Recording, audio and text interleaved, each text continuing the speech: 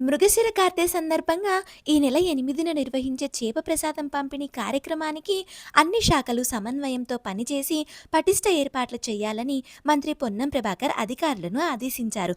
నాంపల్లిలోని exhibition గ్రౌండ్లో మంత్రులు పొన్నం, వాకిటి శ్రీహరి, రాజ్యసభ సభ్యుడు Anil Kumar Yadav, fisheries corporation chairman మెట్టు సాయికుమార్, సాట్స్ చైర్మన్ శివసేనారెడ్డి ఏర్పాట్లను పరిశీలించారు.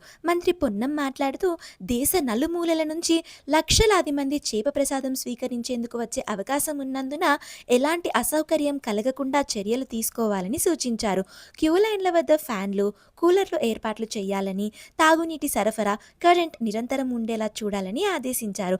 మత్స్యశాఖ మంత్రి వాకిటి శ్రీహరి మాట్లాడుతూ ఈ ఏడాది పంపిణీ కోసం 1,40,000 కొర్రమీను పిల్లలను సిద్ధం చేసినట్లు తెలిపారు.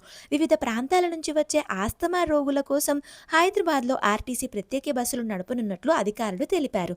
నాంపల్లికి Secunderabad railway station, Kacheguda JBS, Nampally station, MGBS, ECIL cross roads, Shamshabad airport నుంచి 44 బస్సులు నడుపుతున్నామని పేర్కొన్నారు.